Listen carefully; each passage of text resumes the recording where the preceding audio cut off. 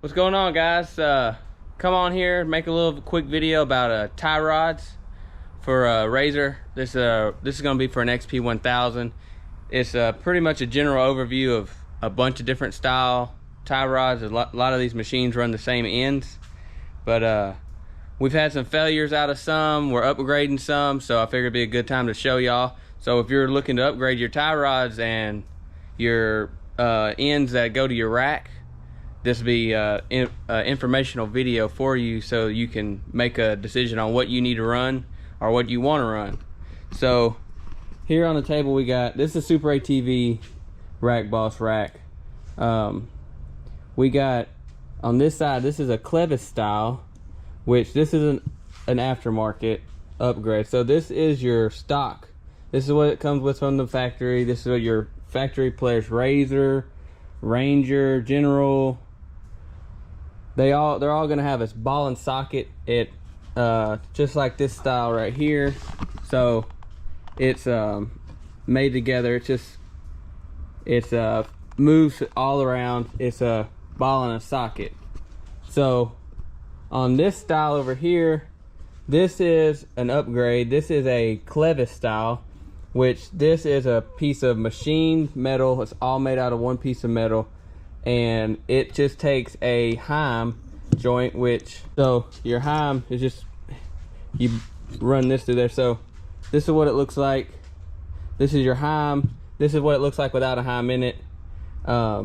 This set right here, this comes from Overdose Fab and Off-Road. This is his clevis. So this is his set of tie rods also. These are an upgraded. This is what you're gonna get with your Super ATV Rack Boss rack. This style tie rods. This one, we're of course replacing this. This is why we can make this video.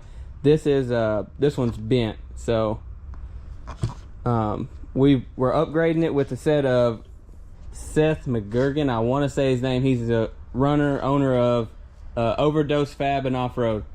And I mean, these things are absolute huge. I mean, they're nice. Good. I got a nice angle on them right here, so it's not going to hit your A-arms. It's going to come down. We're running on this bike. This is running 46s on just forward arched high lifter Apex arms, and we were having a problem with the tie rod was rubbing the A-arm, and of course it found the weak link in it. We bent this one on that machine. So there's a few different style clevises out there.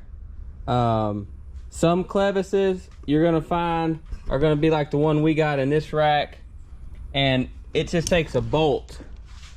There's a bolt that screws into your rack that comes through the clevis. Let's see if I can get it apart real quick and give you a better view of it. All right, so this is the style. Your clevis is gonna be, this is one piece of metal, machined piece of metal. So this is going to go on your rack's gonna go, this is gonna bolt to your rack. This is gonna go through the center of this, and you're gonna Loctite this, red Loctite in the rack. Red Loctite on a closed hole on threads will push out. You have to Loctite inside the threads on the rack, and put some on here. Why not? You don't want it to come loose anyways. So this style is going to bolt on. You're going to bolt this on, and you're going to clock this just a little so that your clevis, when it's on there, it's not eating into the backside either direction. You're going to want it on there where you got a little bit of movement for your steering, and that's it. So that's how this style goes on. And like I said, this is from Overdose Fab and Off-Road. I like this style. Now there's another style out there that is like this. So this is all threaded. This is all one piece of metal. So they mill in the threads, and they mill this, so there's no bolt in the center. But I've broke one of these. The way this one is designed to go on your rack is you have a copper crush washer that goes right here before you screw it in your rack. And to clock it the right way, you just have to tighten it until it matches where you can have it, where it can bolt on. And then you put your heim in it and you bolt it together. You're done. You screw your tie rod in and adjust it. These have failed. I've seen 5 of these break, and none of them were under any kind of hard abuse. It wasn't like they were in a hole. This broke on me driving down the road on a blacktop paved road. I hit a pothole in the road and it broke. My guess is, I'm not an engineer, and I'm not saying that the way that this is designed is a bad design. I don't like it. Me personally, I won't run this style. That copper crush washer, you can only tighten this so tight to where you can get it to line up. You can't over tighten it, because then you're going to get stuck at a spot where it's not lined up. And then over time, if you put any kind of a bind on your tie rod pushing this way, it's going to pinch that copper washer.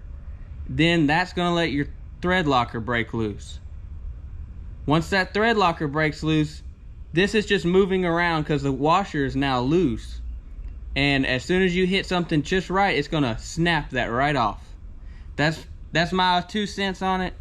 Maybe I'm wrong. Let me know if I'm wrong. I won't run these. This stays in my rigid box for, it's just a paperweight, because I've been running this other style for almost a year now and pulled my rack apart. These aren't loose. I pulled my rack apart with these on it. Both of these, the one that didn't break and the one that broke, were both hand tight. Were not tight. They did not stay tight. And the copper washers were mushroomed, like they had just been beat and crushed way too much.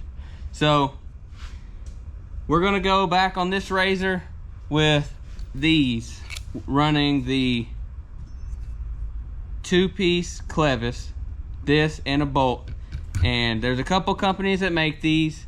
This one is made Overdose Fab and Off-Road.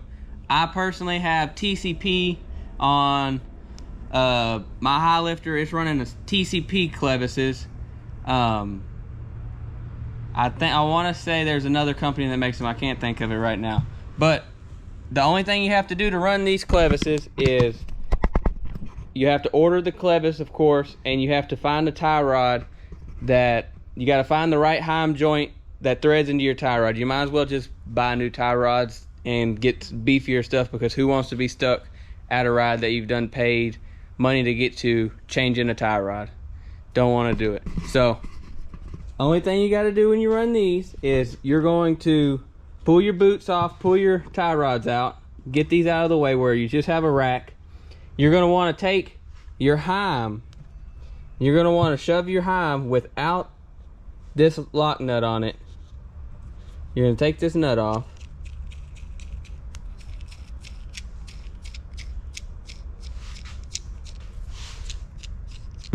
Alright, you're going to take this nut off. You're going to shove the heim through that boot before. So you'll do it like this. You'll drop the heim down through. See if I can get y'all where you can see me. Alright, so to run the clevis style, when you go to install it, you're going to take your heim. You'll take your heim, you're going to drop it through your boot. You're going to push it out the end.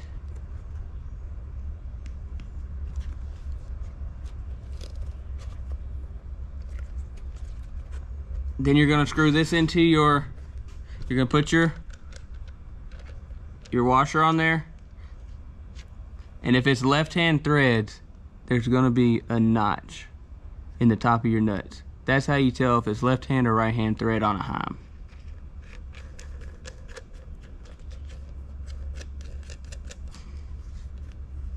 Screw it all the way down.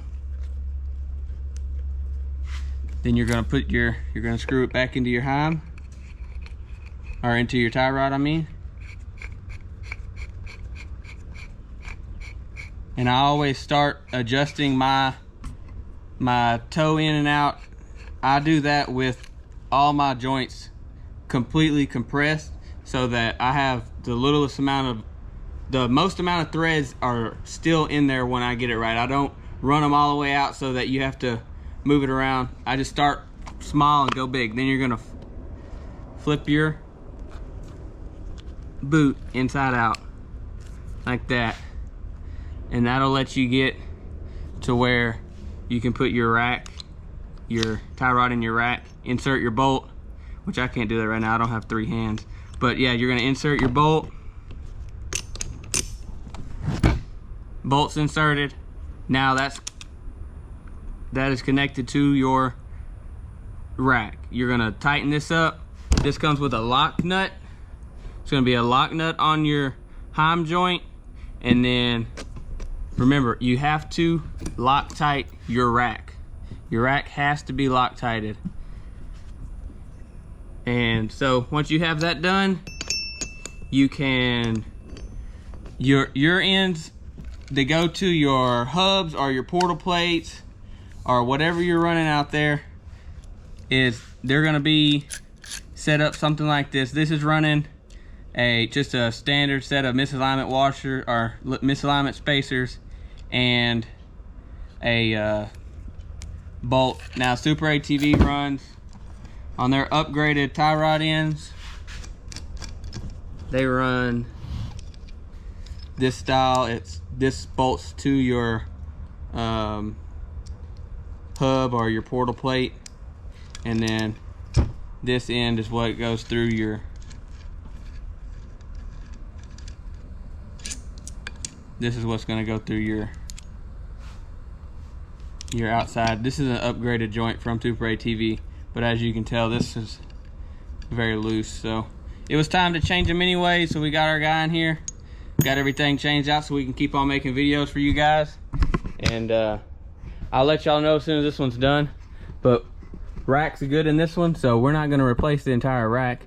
We just had that rack out for demonstration, so this one will be ready to go here in an hour or so. We're going to get them swapped over to these big boys. It's a big difference right there. Thank y'all for watching. Let me know if what y'all think about the how-to and the informational videos. I want to start doing a lot of them. I have a lot of downtime where I'm not riding, that I'm in the shop just working, and I think it'd be something informational for y'all, so y'all know, because y'all see we're running some pretty big bikes. We're no huge by no means, but we're on 46s with this one, and we give it hell every time it goes out. 42s with this one. 1 year we've been on this setup, and the only thing we've had a problem with is that tie rod. The tie rod that broke on us, that's the only thing we had. And this is an S3 Power Sports. This is how they do their tie rod clevises. So if you buy their tie rods, I have no complaints about them. They're strong, they're beefy, they're smaller than these, but I haven't had any problem with out of them. When I do go new, I will, if I ever do just decide to change or powder coat, get a set powder coated, I'll buy a set from Overdose Fab and Off-Road. I really like those. But other than that, yeah, this S3 deal, the tie rods are great. I like the tie rods. This design right here, to me, that design is just, it's a good idea to have it all one piece, but it's, in the same sense, it's not. Because not every rack is going to be exactly threaded the same. The threads aren't going to start in the same spot in every rack. That's why they have to add that copper washer. But let us know what y'all think about the informational videos. Do you like them?